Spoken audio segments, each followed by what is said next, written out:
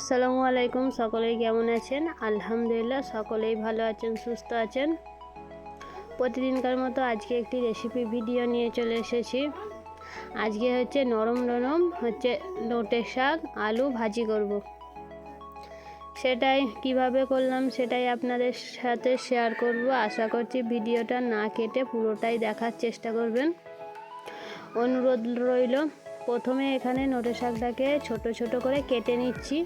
এটা কাটার পর ধুতে হবে, না হলে ধুয়ে কাটলে ঠিক ভালো করে কাটা যাবে না, শাকটা কেমন মতো হয়ে যাবে। তাই এখানে প্রথমে শাকটাকে ভালো করে কেটে নিচ্ছি। কেটে নেওয়ার পরে শাকটাকে ধুয়ে নেব। তাই খুব বড়ও নয়, একদম খুব ছোটও নয়, মিডিয়াম সাইজে কেটে নিয়েছি।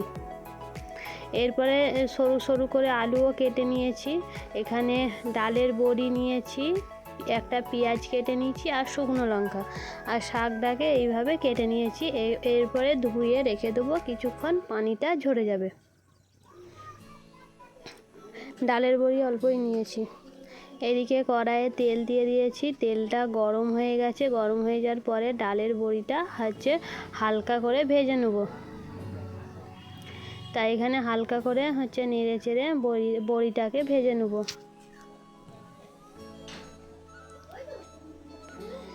এখানে বড়িটা ভাজা হয়ে গেছে, দেখুন কত সুন্দর বাদামি রঙের ভাজাটা হয়েছে। এরপরে এটাকে ভাজা হয়ে গেছে, এরপরে একে নামিয়ে নেব। শাকটা ভাজার জন্য কড়াইয়ে তেলও দিয়ে দিয়েছিলাম। তেলটা গরম হয়ে যেতে দুটো শুকনো লঙ্কা দিয়ে দিচ্ছি। শুকনো লঙ্কাটা এপিট ওপিট ভালো করে ভেজে নিয়ে এরপরে একটা যে পেঁয়াজটা কেটে রেখেছিলাম পেঁয়াজটা দিয়ে দিয়েছি। পেঁয়াজটাকেও নেড়ে চেড়ে ভালো করে একটু লাল লাল করে নিতে হবে। পেঁয়াজটা দেখুন হালকা বাদামি রঙের হয়ে এসছে। এরপরে এতে মশলা দেবো।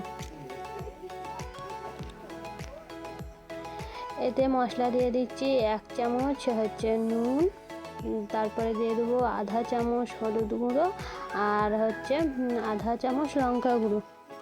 এবার আপনারা আপনাদের শাকের পরিমাণ অনুযায়ী মশলা দেবেন। এখানে মশলাটাকে দিয়ে ভালো করে নাড়াচাড়া করে নিচ্ছি। অল্প করে পানি দিয়ে ভালো করে মশলাটাকে কষে নিতে হবে। পানি দিয়ে কিছুক্ষণ কষে নেবো। এখানে মশলা থেকে তেলটাও ছেড়ে গেছে। এরপরে যে আলুটা কেটে রেখেছিলাম সেই আলুটা এর মধ্যে দিয়ে ভালো করে নাড়াচাড়া করে নেব, যাতে মশলাটা আলুর মধ্যে ভালো করে মেখে যায়। কিছুক্ষণ আলুটা কষার পরে তারপরে আলুটা সেদ্ধ হতে দেরি হয়, তো তাই কিছুক্ষণ আগে কষে নিয়েছি। এরপরে এদিকে শাকটা দিয়ে ভালো করে কষে নেব, যাতে আলু আর শাকটা প্রায়ই মিশে যায়। তাই এখানে শাকটা দিয়ে হালকা করে অল্প অল্প শাক দিতে হবে, কারণ এই অল্প অল্প দিলে শাক তো কমে যাবে। তাই প্রথমে অল্প করে দিয়ে ভালো করে নাড়াচাড়া করে নেব। এখানে অল্প অল্প করে দিয়ে ভালো করে নাড়াচাড়া করে নিচ্ছি। দেখুন শাকটা কতটাই কমে গেছে। এতে একটুকু পানি দিলে হবে না, পানি দিলে শুকনো শুকনো লাগবে না, একদম জর্জরে মতো হয়ে যাবে। এবারে শাক আর আলুটা কিছুক্ষণ নাড়াচাড়ার পরে যে ফুল বড়িটা ভেজে রেখেছিলাম সেই ফুল বড়িটা এর মধ্যে দিয়ে দিচ্ছি। ফুল বড়িটা দিয়েও ভালো করে নাড়াচাড়া করে নিচ্ছি। আমার এই ভিডিওটা যদি ভালো লেগে থাকে তাহলে কমেন্ট বক্সে আপনাদের মতামত জানাবেন কেমন হলো রেসিপিটা, আর চ্যানেলটাকে সাবস্ক্রাইব করে দিবেন, লাইক করবেন, শেয়ার করবেন,